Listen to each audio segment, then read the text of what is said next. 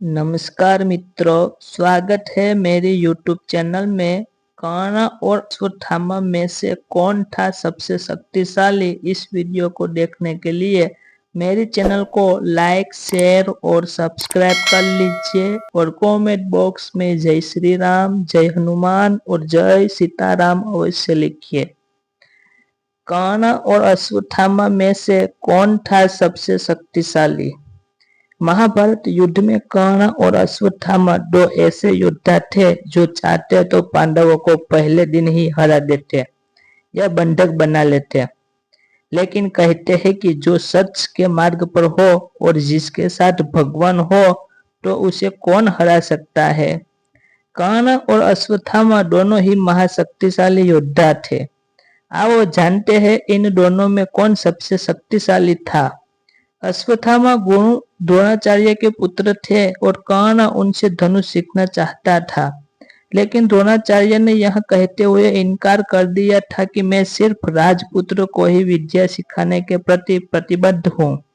इस प्रसंग के बाद भी कर्ण और अश्वत्थामा में गहरी मित्रता थी।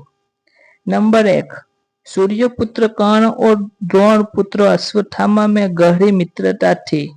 वे दोनों साथ साथ आखेट करते थे और कई मामलों में वे साथ ही रहते थे। नंबर 2, कर्ण के पास जहां दिव्य कवच और कुंडल था, वही अश्वत्थामा के माथे पर वह दिव्य मणि थी जो उसे अजर अमर और अपराजेय बनाती थी। नंबर 3, महाभारत के युद्ध में अश्वत्थामा ने ही एक बार कर्ण को बचाया था। एक बार अश्वत्थामा की रक्षा के लिए भी कर्ण ने अपना खास हथियार चलाया था।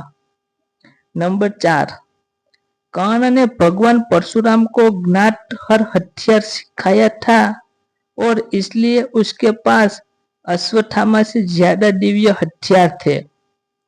नंबर 5, दोनों को ही ब्रह्मास्त्र चलाते याद था, लेकिन कर्ण को परशुराम ने यह श्राप दिया था कि जब तुझे इस अस्त्र की आवश्यकता होगी तो तू इस विद्या को भूल जाएगा। और दूसरी ओर अश्वत्थामा ब्रह्मास्त्र चलाना तो जानता था, लेकिन उसे वापस लेना नहीं जानता था। नंबर 6, कर्ण ने कुश्ती में जरासंध को हरा दिया था। कर्ण ने अपने धनुष की नोक से 10,000 हाथियों वाले भीम को कुरुक्षेत्र में घसीटा था, लेकिन अश्वत्थामा में इतना बल नहीं था।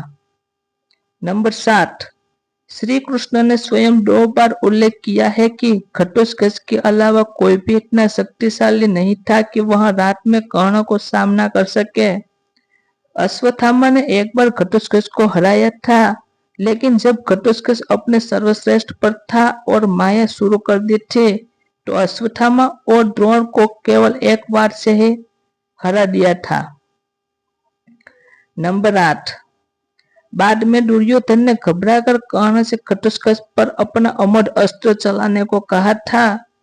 इंद्र से प्राप्त कर्ण ने उस अशुभ अस्त्र को अर्जुन के लिए बचा कर रखा था, जिसे वह एक बार ही इस्तेमाल कर सकता था, लेकिन घटोत्कच ने त्राही त्राही मचा रखी थी। तब कर्ण को मजबूरन उस पर यह अस्त्र चलाना पड़ा था।